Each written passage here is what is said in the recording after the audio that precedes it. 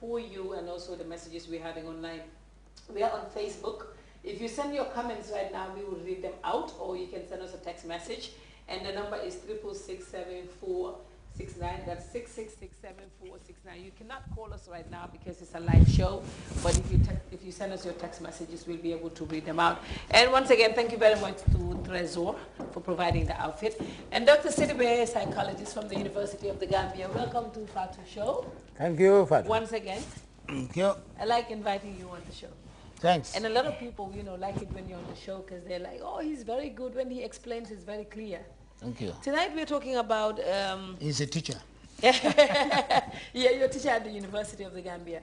I trained one too. A trained one, yeah. And yes, today we're talking about privacy in a relationship. How far should that go?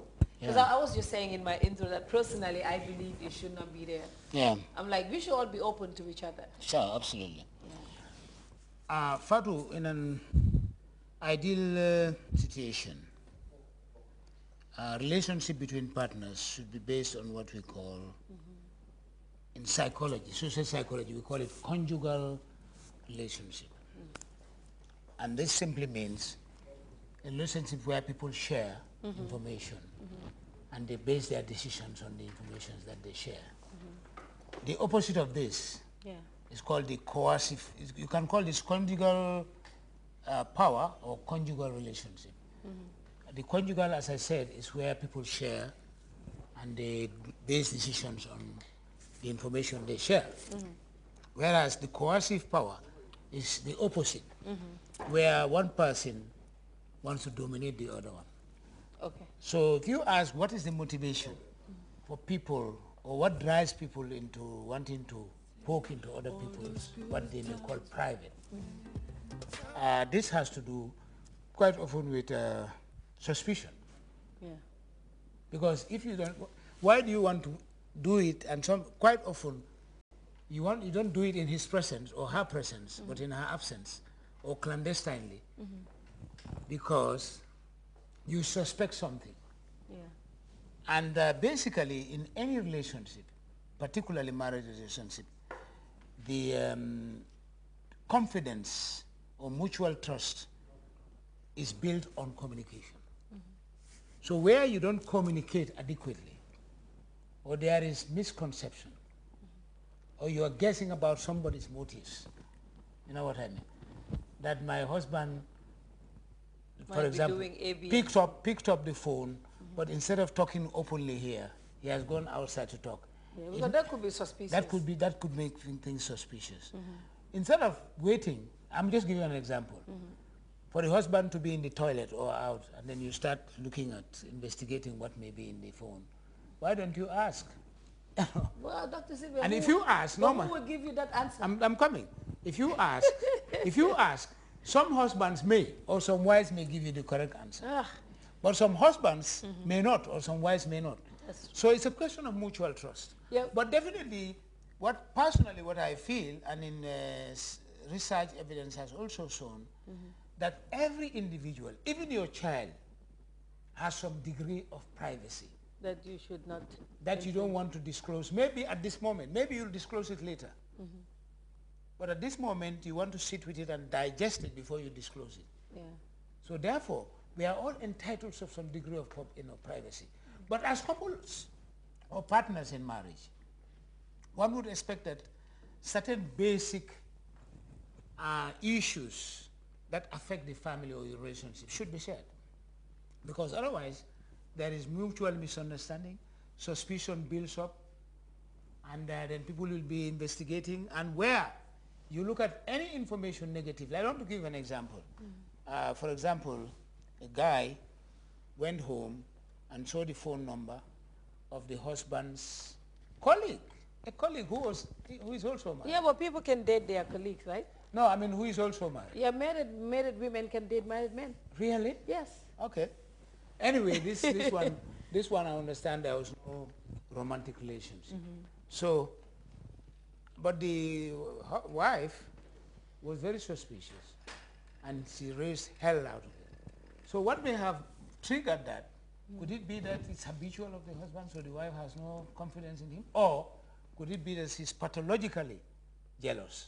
Yeah. Because some people are too, jealousy is given, I mean, it's normal. But if a Or has it to relationship, do with possessiveness? if a relationship is based on trust, Yes, mutual trust. mutual trust, Mutual. then I think people should not waste too much time into, digging into That's your right. partner's privacy. It should, that to me, it's a bit immature and childish. That's what I think. Yeah, but of it's course, just all of I'm these just talking assumptions. from a psychological perspective. But Yeah. when it comes to the individual, people are different. Some people really, even if the husband sits at home every night or every time, they will still be jealous. So that's when pathologically it's in their blood. And that is not healthy. Because you go on imagining, you go on suspecting. And I you think find in things. any real marriage, if you call it a true marriage, there should be healthy communication between the two people. Even between a child and a father, or a sister and a brother. But personally, Dr. Sidibe, do you believe there should be privacy? Yes, I believe there should be some degree of privacy, Because people would check your phone. which is personal Yeah. to the person, and it does not necessarily have to be a negative, behavior. Yeah, but if you love someone and you want to spend the rest of your life with them, and kids with that person, why should you hide from them? Yes, Why should you hide something? yes. Well, it depends on what you are hiding. Yeah, but if you... For example, Yeah.